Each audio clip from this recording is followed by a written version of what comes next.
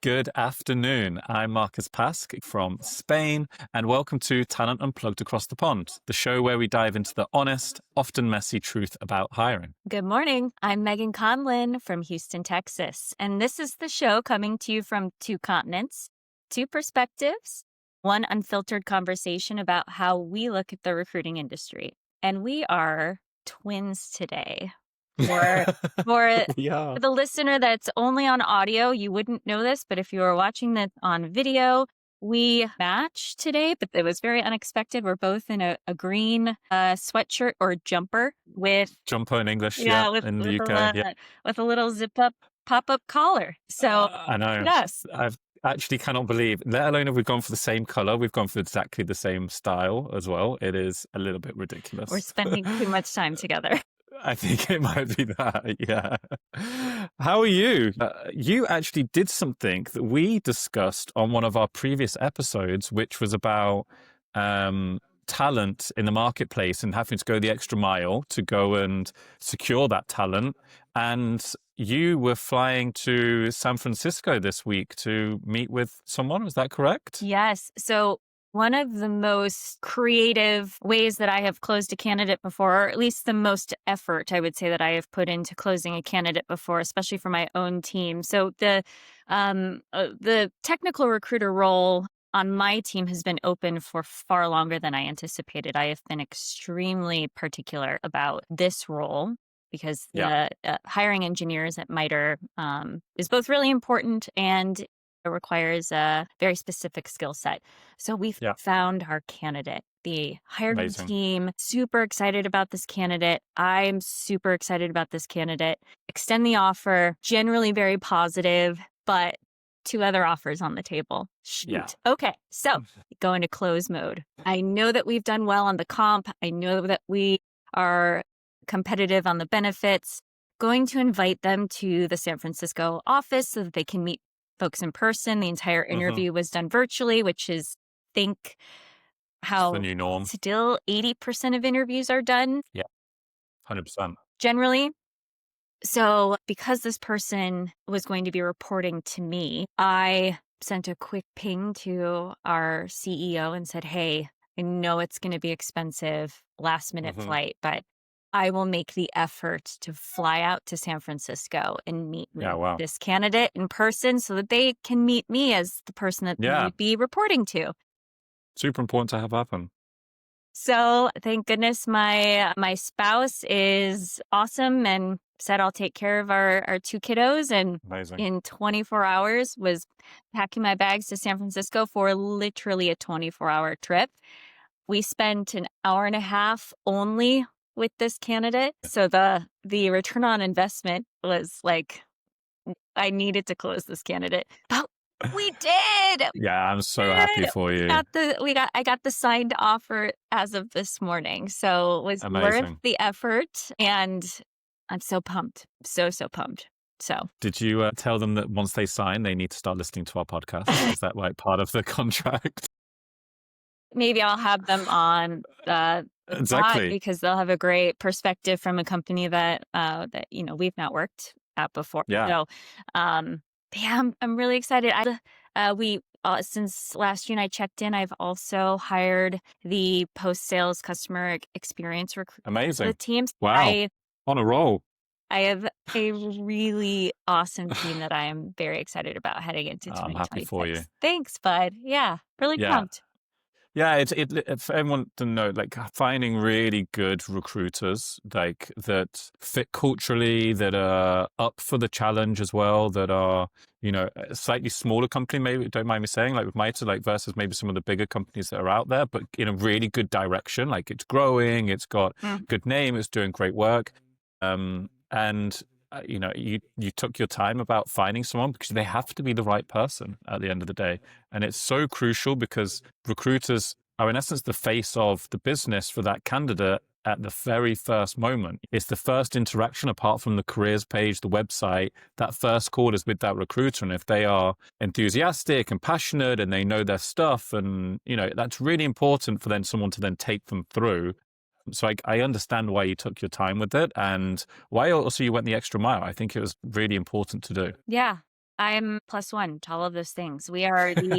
Um, we are the company advocate. We Yeah. are the face of the employer brand Yeah. to start. And we're also not only the candidate advocate, but the hiring manager advocate as well. Mhm. We are invested in ensuring that they are hiring the right people for their team. In this instance, it happened to be for my team, but Yeah. because recruiting is a support function in a business, it was also invaluable to me that the key people that this person would be partnering with to hire for Mm. also were really bought in, and they are Yeah. ecstatic about this Great. hire. So win-win all around, feeling really great. So next year you're going to have your A team I basically ready. will.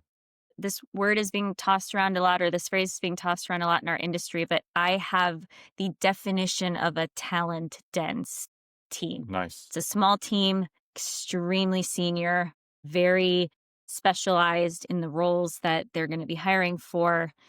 Yeah.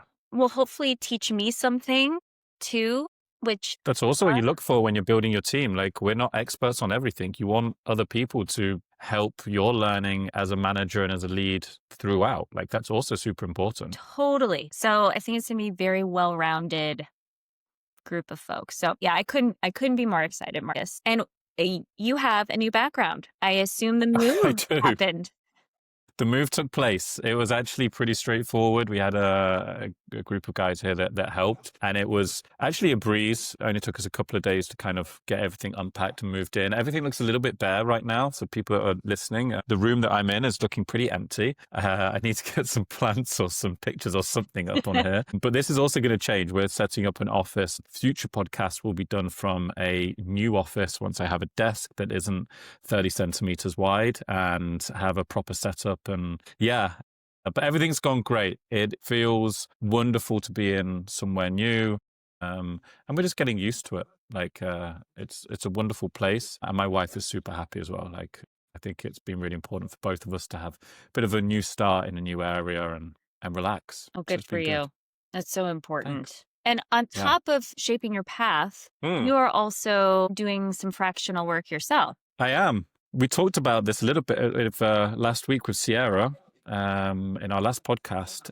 Yeah, I'm supporting an AI company called Nebius right now, doing some consulting for them, really around talent attraction, talent operations. Anyone not knowing talent operations, it's like tools, it's processes, competency framework. We're doing a ton right now. It's going through even more growth than we did at Miro. Wow. The numbers are crazy. AI, as everyone knows right now, is the buzzword. It's the thing that people are scared about, excited about, don't understand way too much. It's just a very interesting field. So I'm lucky. I joined them for a couple of months just to do some consulting, and they've asked me to stay on, which is amazing. So I'm getting to learn quite a lot about this industry that I didn't really know anything about. And yeah, it's nice to share my experience of how we did it before and see if some of it matches again in the future. So yeah, I'm super excited. It's gone really well. The team's wonderful. And I get to do both parts. I get to do some consulting, so I get to figure out what's going on in the real world of talent acquisition and hiring and keep a finger on the pulse, and then share some of that guidance with people that I help coach around the job search process, and then share some of that with the podcast as well. So it feels like a three-way kind of knowledge sharing at the moment, which is super interesting. But a lot of work right now. It's been a bit nonstop. So I think, yeah, looking forward to Christmas time where we're going to take some time off and reassess things. But everything's going great. Super happy. Well, that's awesome. I'm so pleased for you. And the fact that they've extended means that you're doing good work. Working at MITRE over the last year, I've certainly learned new skills, even, almost 15 years into my career that I hadn't yet learned. So what about you? Learning potentially new skills at Oh 10 my years God. in? Terminology is just mind blowing. AI terminology has blown me away, and I'm having to learn all of this very quickly and figure out what it all means into the person I'm working with. We're kind of putting it into Barney language, like Barney the dinosaur, and we've been just using that as our terminology of, okay, what we understand really big, what does this mean? But maybe 80% of our audience is not going to understand that. So we're putting it into Barney language. every single time and just making it as simple as possible. And when you're thinking about scaling a recruitment team or a business, it's always about moving fast with some of the products and tools and things like that, but also, is it scalable in the future? And with AI, it's quite difficult to know what the future looks like. Like in a year's time, how big is it going to be? There's new EU AI laws that come into place. So every week we seem to be working on something. There seems to be a change that we have to make because it is just an ever-changing landscape. So that's really interesting for me. It does mean that I have to restart a lot of stuff and go from scratch. But I think the biggest thing that I've learned from this whole side is the talent is so in demand. And I think of it as AI talent has not really been around for only really the last, 2 years. Like there have been companies that have been going for 5, 10, 15 years, Nebius and a few others at one, but actually AI specific job titles, the last 2 years maximum. And so you're competing for this huge talent pool, and every company now, tech company that is specifically, is saying we need an AI specialist in X and Y and Z. And so it means that we're competing a lot, but I think you're probably the same. And it just seems to be that spread of focus, which, yeah, it feels like the way that that's going. I don't think it's necessarily a bad thing. It's just that it's a very interesting new field that new dynamic we're trying to figure out. Yeah, absolutely. AI is not going anywhere. That is for certain. Something we piloted last week was an AI interviewer assistant. So a lot of companies use, and we actually use AI note taking. So you'll have a software that records an interview, whether it's a phone call or a video interview, takes the transcript and allows the interviewer to fill out a feedback form more objectively, not have to take notes during the call, which can be very disruptive for both the candidate and the hiring manager. So a lot of companies now are adopting AI note takers. Piloted last week a company that is now using an AI interviewer, which I'll be quite honest, I'm both nervous about and conflicted about, because there are use cases and potentially roles that I could foresee an first step AI interviewing co-pilot supporting my very lean recruiting team with a very,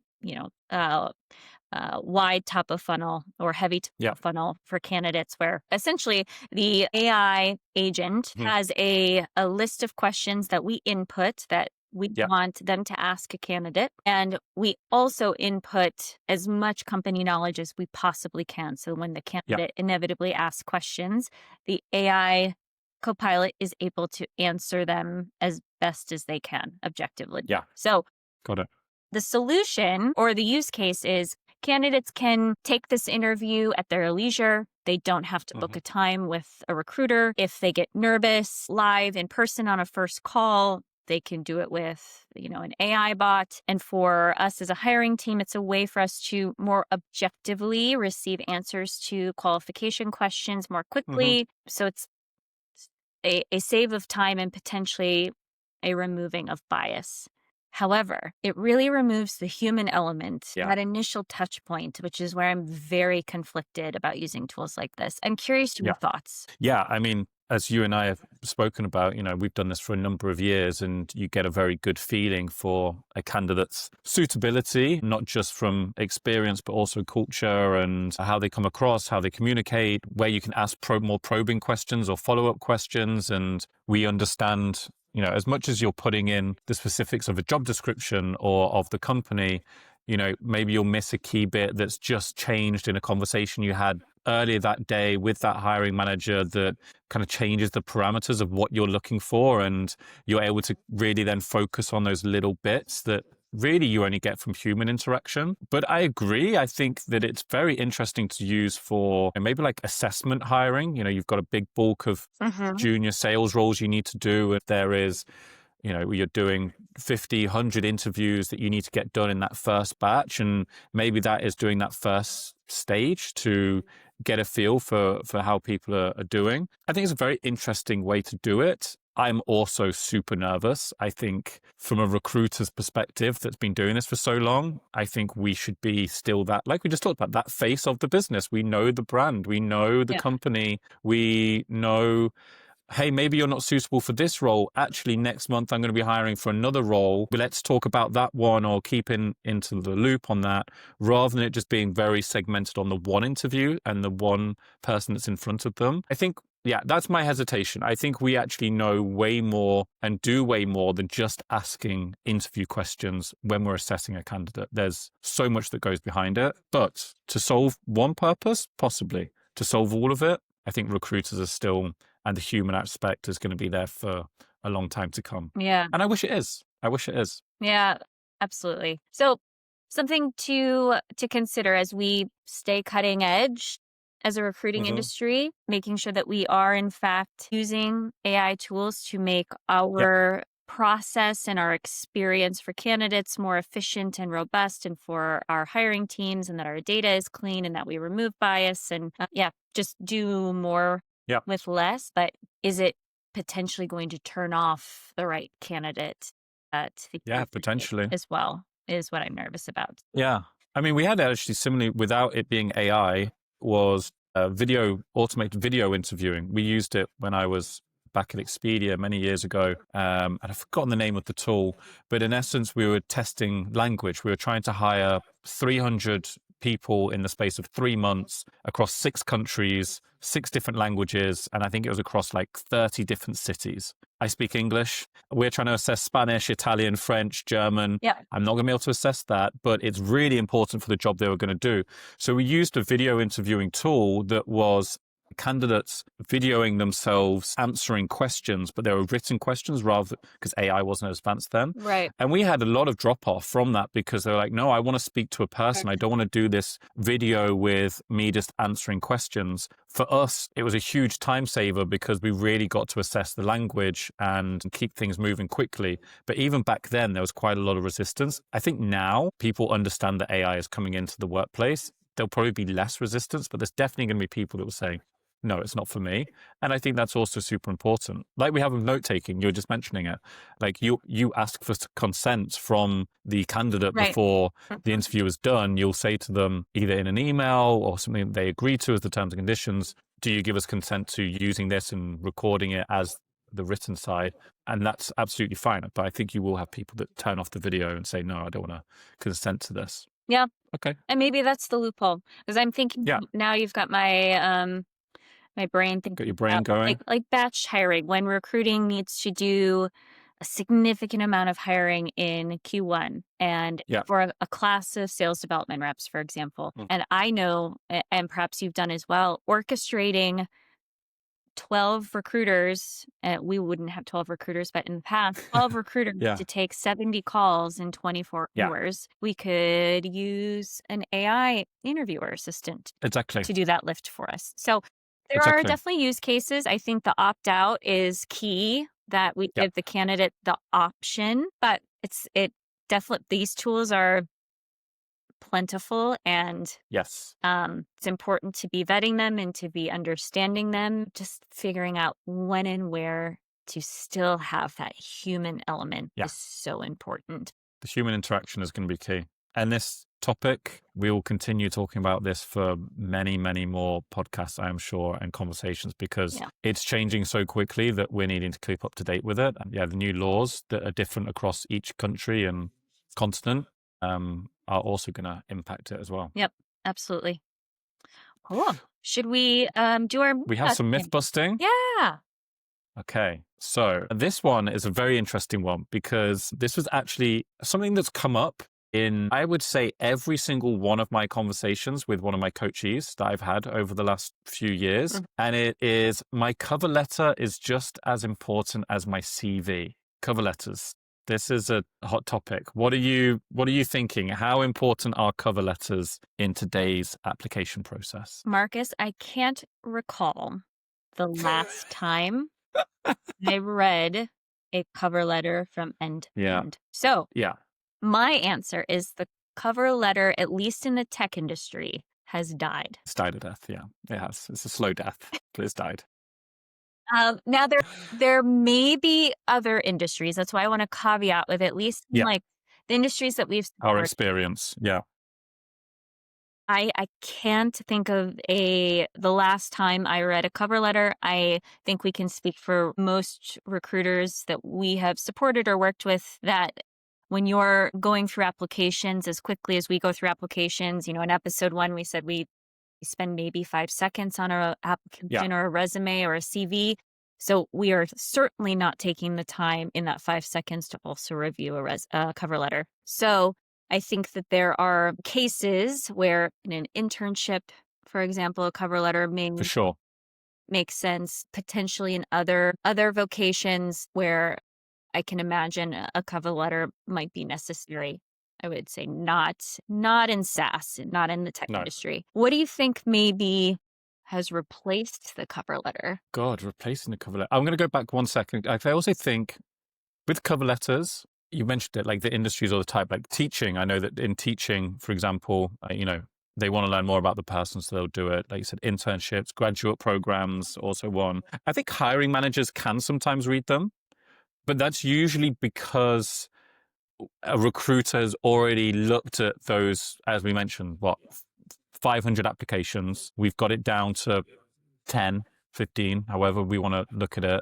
We've then done interviews. We've then created a short list. We've then shared that with the hiring manager, who then will probably look at 4 to 6 CVs that we've shortlisted. Because they've then got the time, they'll maybe look at a cover letter, but I also think that they probably won't. Like if it's missing, they're not going to ask me, hey, Marcus, where's the cover letter? I'm not going to review the CV without it. If it's there, it's a nice to have where they might touch on it. So I just want to go back on it because sometimes they are used, but very much like hiring manager further on down the process. But at the application side, absolutely not. In any, I think in the last 10 years, I don't think I've read a cover letter. Definitely don't recommend people wasting their time on them in the tech industry or that side. What's replaced it? Interesting question. I think part of a CV has replaced it. I think the profile section and description has replaced it instead. So you'll see a CV now where it will have at the top of, well, this is how I try and format a CV for anyone that I'm coaching. Have your CV, have your about, your description, keep that relatively short, 5 lines, 1 decent paragraph, 2 paragraphs if you want to split it out, which is about a section which is about you, and then a section about the job that you're looking for, and then you go into your experience. I feel like we've removed a lot of that cover letter piece, which was quite bulky and sometimes way too long, and put it into a very condensed paragraph instead at the top of a CV. The other thing that's maybe changed slightly, and it's not to do per se with cover letters, but it's definitely something that looked at. We talked about it in, I think, episode 1 or episode 2, is some of those like knockout questions, which is more about the person, languages and stuff like that. That can sometimes come into a cover letter. But for me, it's got a little bit more the CV. That first bit at the top has definitely been the main section. Yeah. What about you? Totally. And I think in addition to that, the about section on your LinkedIn profile could also serve Correct. as your cover letter. Candidates, I cannot emphasize enough how much your LinkedIn profile needs to be updated, especially if you're in the job market.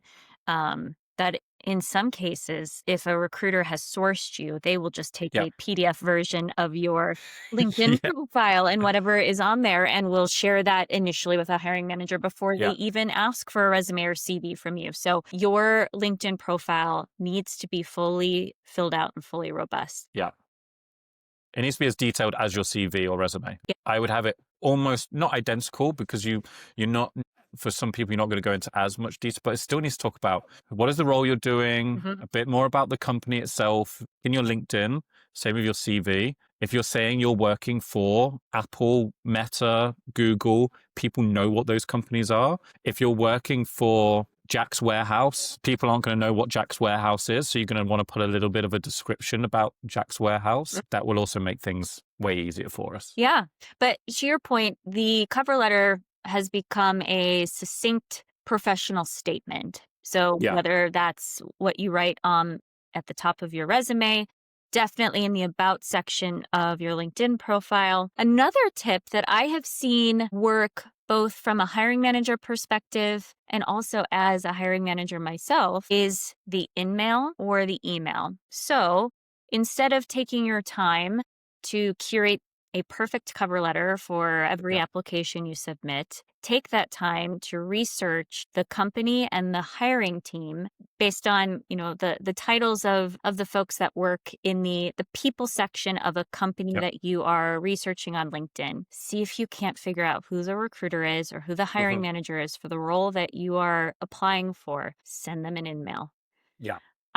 I can count at least a dozen times that I have had a hiring manager say, hey, I got this email from this candidate, really well written, really like their experience, put them at the top of the list. So it doesn't work every time. Probably more times than not, your email may get lost, but it's a better strategy than spending time in a cover letter. For sure. LinkedIn, I think, is a huge topic that we're going to have to dive deep into on one of these podcasts, because even as you're talking, I'm thinking of it now, of the moments as well where someone has sent me an email and it's actually really well written, and they've done their research and said, oh, I've just seen that, you recently posted about X and that's really interesting, and it's engaging content that someone is writing. And for me, I'm then going to look at that and say, okay, let me spend an extra 30 seconds, see what they're asking. I might go and look at their application in the applicant tracking system, see what their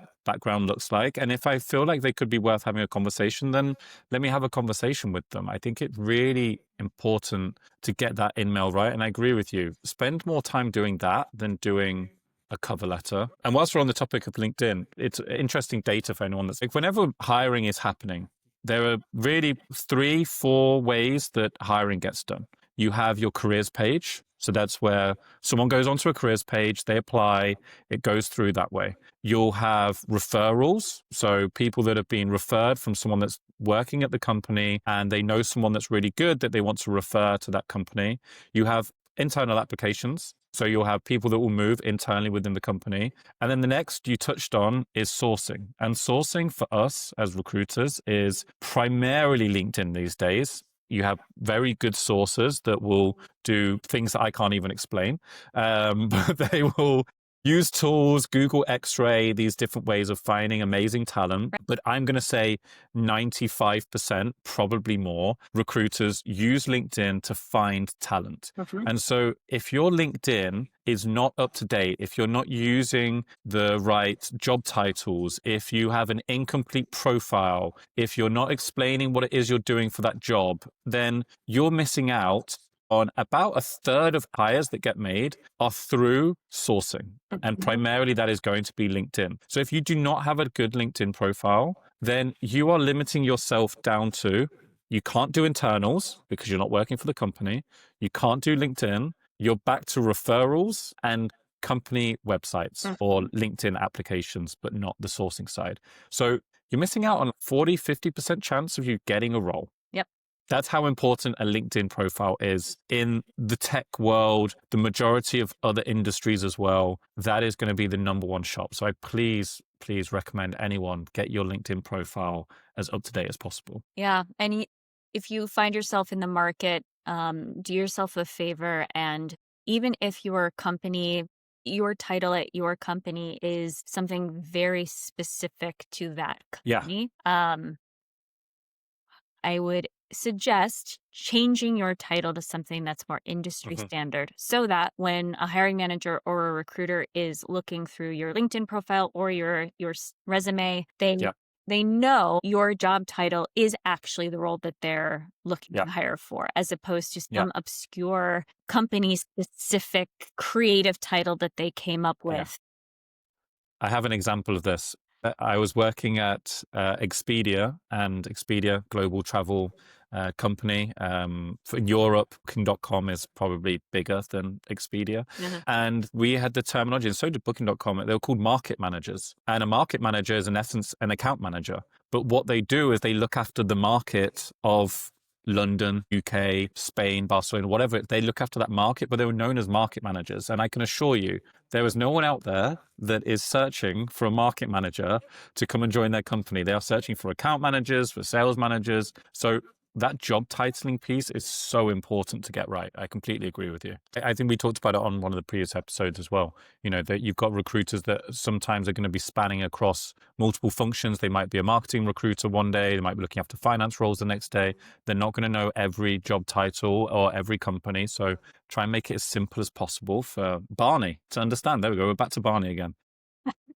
Hilarious. That can be our future mascot, is Barney the Oh my dinosaur. gosh, that's funny. Very good. I think we should actually really focus on some LinkedIn stuff in the future. Like, it's a huge, huge area. You mentioned part of it already. How do we network? How do people go and network through LinkedIn and find people, and the best way to do it, as well as just thinking about the profile itself, the things to keep important. I think there's future topics on this that are going to be really important for people. Yeah, make sure that you are searchable is the key. If a recruiter or a sourcer is out in the market sourcing, and nearly every role gets some sort of sourcing done for it, Yeah. we look at outbound, we look to go outbound into the market and not just rely on applications. Be searchable.